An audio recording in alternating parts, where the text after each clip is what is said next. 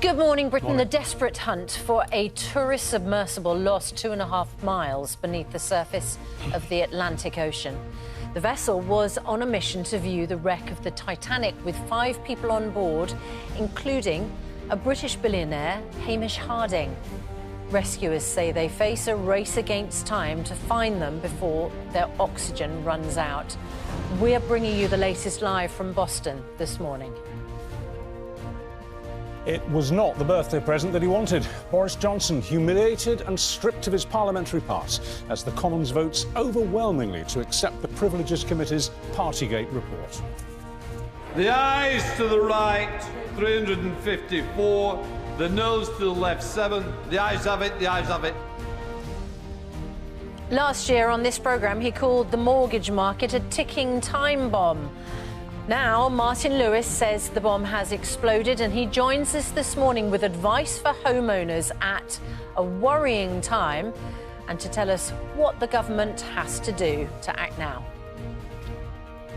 And why the Queen of Comedy wants to be the Queen of Australia. Catherine Tate is going to be here live with more on that, her new show, and her upcoming reunion with David Tennant in Doctor Who. A warm and humid start to the day with heavy thundery showers across the UK. I'll have all the details of that. More coming up on Good Morning Britain. Tuesday, 20th of June, 2023. Live from Television Centre in London. This is Good Morning Britain with Susanna Reid and Richard Madeley.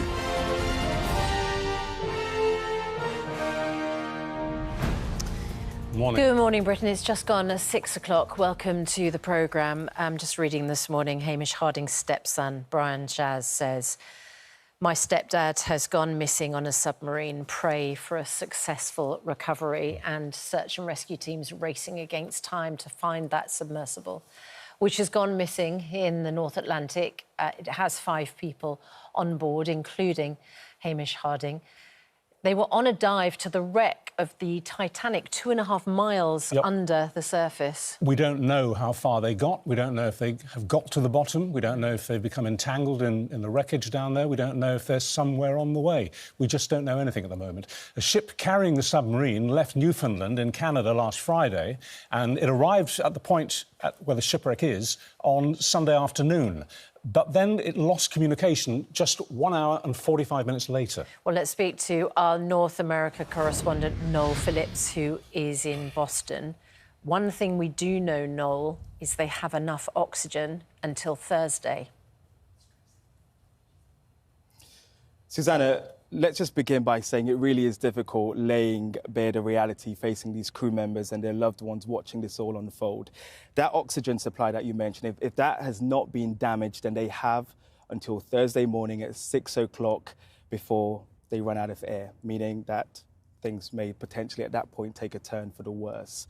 But this is literally a race against time at the very same place at one of the 20th century's most infamous shipwreck disasters.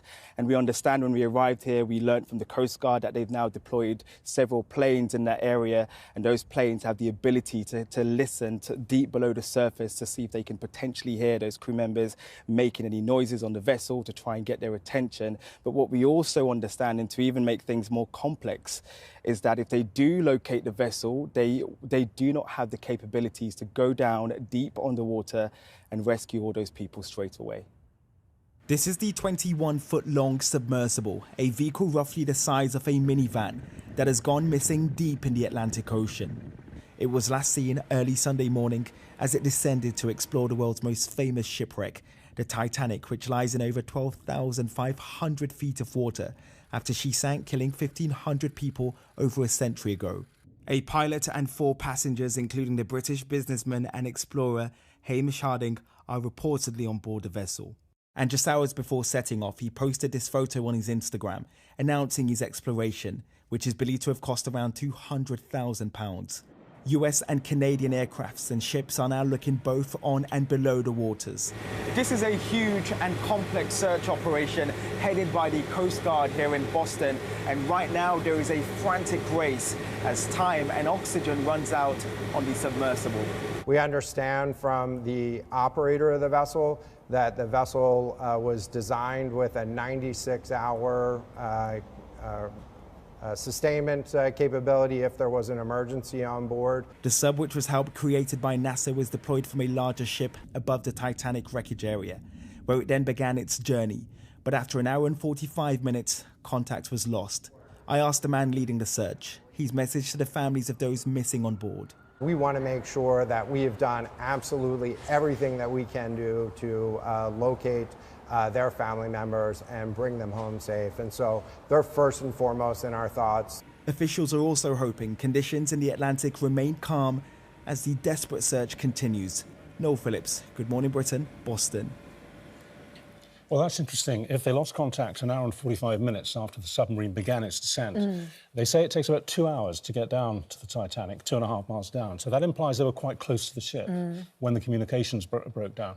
And you don't know why the communications broke down. If it was simply a comms problem, in which case they would have come straight back up, because that's the drill.